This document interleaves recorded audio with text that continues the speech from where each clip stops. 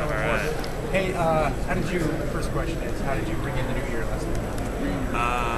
We were pretty confined to the team hotel. All the players were in the team lounge. And we kind of did a little countdown as a team. Maybe a few little manly hugs and call it a night. What's a manly hug look like? Is it the pat on the back?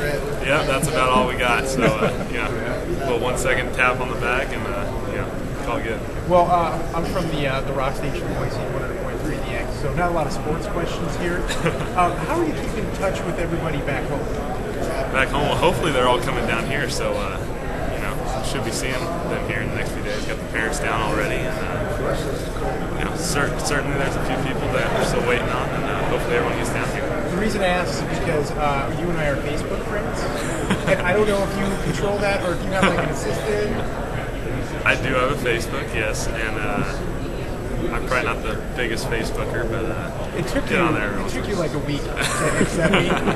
Sorry about that. It's okay. I'm like, I've got some former Broncos on there, so you're like, okay, maybe this guy's all right.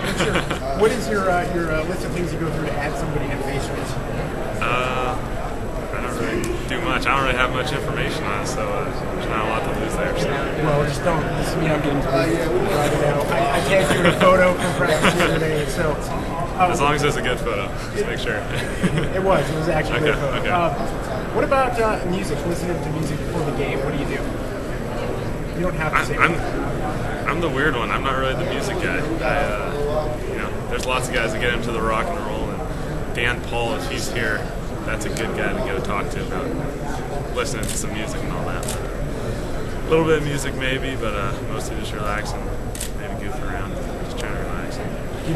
A great high school coach or a high school football player, and then coming right in as your freshman year, having a great year. Has this turned out the way you envisioned? Like, we're kids, we're like, yeah, I'm going to be great one day, and here you are at a big BCS game. Is this how you envisioned it going down? Oh, yeah, obviously. Right to the T. No, not in any way. I think when I got here, I really thought it'd be difficult to get on the field. There's some pretty good quarterbacks here, and somehow I ended up being able to play, and it's turned out pretty well. Is something that's gone on this week, I mean, it's a little different probably than the last bowl game you're in. Something that surprised you that's happened so far? We have a fireplace in our hotel room. That's pretty cool. That's the thing that surprised you? No, get romantic around? No, I think we're here for a lot longer, and also it's after Christmas, so you're not so wrapped up into Christmas. There's a lot less distractions and everything. You're really just here, you're able to relax and enjoy the game. So we're here in the press room, and home answering questions. I'm not used to this. Usually I'm getting restricted up in Boise and, going every other week, but not bad. Yeah, so is there, did they put you through a training session on what maybe to say, what not to say, those sort of things? I think you listen to Coach Pete. He knows what he's doing. There's a few guys out here that you might get some good words from, because I don't know if Kevin Sakin's so used to having a mic in front of him. I'm scared to death to talk to Coach Pete. Any advice? Something maybe I should ask him? Ask him something not football, because he might not be ready for that. I think that'd be a good one. That's awesome. There was a question that somebody wanted to ask, and I don't know if I should because I don't want my credentials pulled, but the question was, is there a special closet for injured players? I don't think so. I think it's called the training room. I think they got windows and lights and, hot tub and cold tub and all that good stuff. All right, thanks, Kevin. All right, no problem. What's the longest you've ever been?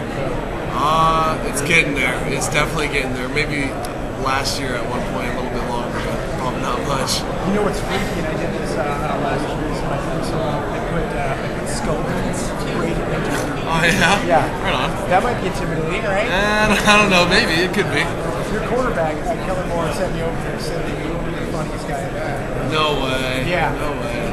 Well, me and Kellen actually roomed together in the dorms. We were just buddies, palling around, so I guess I don't see that. I don't know. When you were roommates, what kind of, because you're still kids.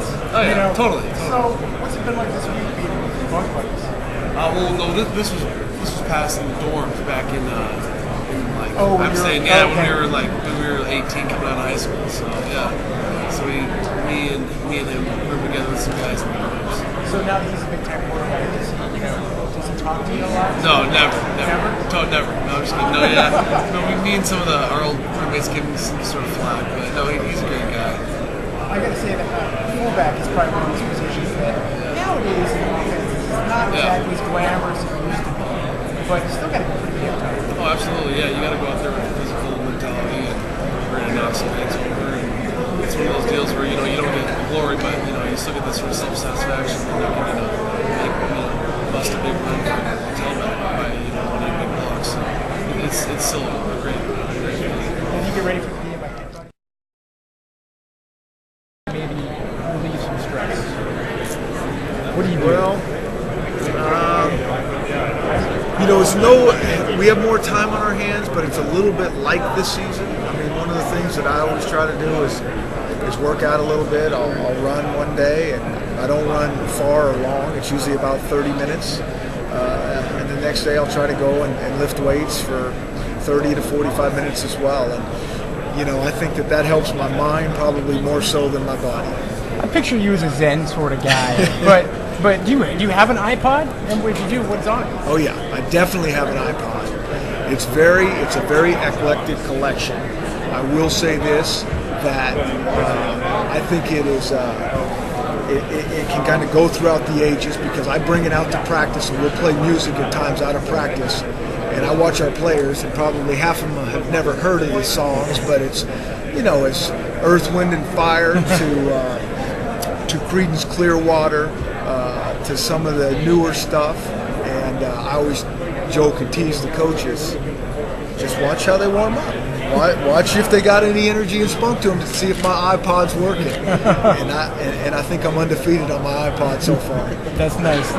We're right in the middle of Orange and Blue Nation at our station, and it seems to me Bronco fans, I love them, but at the same time they can drive me nuts because they get out of control. And my question that I've always wanted to ask you is, what do you tell the players? What do you instruct them on? I mean, as far as people on campus, all the fans in the town, and some of the out-of-control things that they can get in their heads, how do you keep them grounded? What do you teach them to keep them grounded from all of that? Because it's hard to escape. You can't escape it. Well, the one thing that we talk to them about is appreciate those people, because we are not who we are without it. And that's the first and foremost thing. The second thing is, we tell them, hey, you need to listen to your coaches. You don't listen to the fans. You don't listen to your mom and dad. Those are your cheerleaders, but if you want to do this thing right and stay grounded, we'll tell you the honest to God truth. Is there a special utility room for you to take into play? No, but as we head back to Boise, I'm sure we'll find one and make sure we make room. We need to take care of business. All right, thanks, Coach. Chris, I'm not going to